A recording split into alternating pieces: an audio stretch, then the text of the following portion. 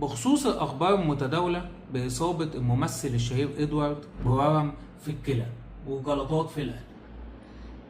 أدوية التخسيس وأدوية الحرق في منها أنواع من أيام 1940 و50 وهم بدأوا يخترعوا في الأدوية دي ويطوروا فيها.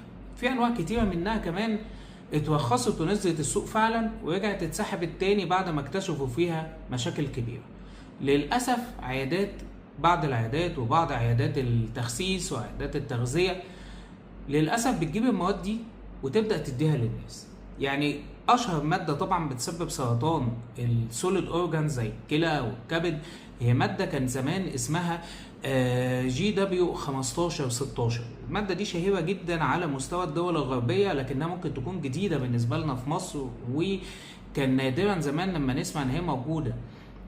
طبعا هو مش هيقولك ان انا بديك المادة دي، هو هيقولك ده انا بديك حقن حرق، ده انا بديك خلطة سرية، ده انا بقدم لك حاجة مش موجودة عند حد تاني، وهيهرب دايما من اجابة سؤال انت بتديني ايه عشان اخس. الحقيقة مادة GW1516 دي كانت مادة بحثية اشتغلوا عليها من سنة تقريبا 1995 لحد ما اتمنعت سنة 2007. اتمنعت لان هي بتسبب سرطان في الكلى وسرطان في الكبد وسرطان في القولون. المادة دي كانت مادة خطيرة، بتعالج السمنة فعلا، بتزود كمية الميتوكوندريا في الخلايا، بتقوي العضلات. الشخص صور كتير جالاكسو مطلعاها ناس تخينة فجأة بقوا ماسكولار جدا بعضلات جدا، لدرجة ان هي ممنوعة بالنسبة للرياضيين انهم ياخدوها. المادة دي اتمنعت لان هي طبعا بتسبب سرطان. فطبعا الإصابة بسرطان الكلى ده أحد المضاعفات المباشرة لاستعمال المادة دي. الإصابة بالجلطات هو أحد المضاعفات المباشرة لاستعمال مادة تانية كانت موجودة زمان ودي عصرناها ويمكن استعملناها. كان الدواء منتشر جدا في مصر كان اسمه سيبوتريم، والسيبوتريم اتوقف لأنه بيعمل جلطة فعلا في القلب.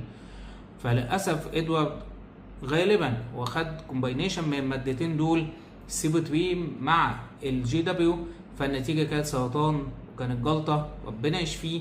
بحذركم دايما من اخذ حقن مجهوله، ادويه مجهوله، حتى لو مكتوب عليها مصرح من وزاره الصحه، ايا كان مكتوب كل ده تصنيع بيوت وتصنيع بسلم، كل ده الليجل. مفيش عياده مسموح لها تدي لشخص حقنه، مفيش عياده مسموح لها تبيع ادويه داخلها.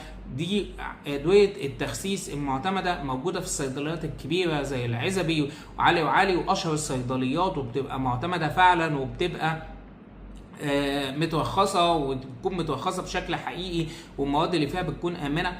بصفه عامه المواد اللي حتى الان معتمده للتخسيس الكروميوم بس للاسف مفعوله ضعيف جدا.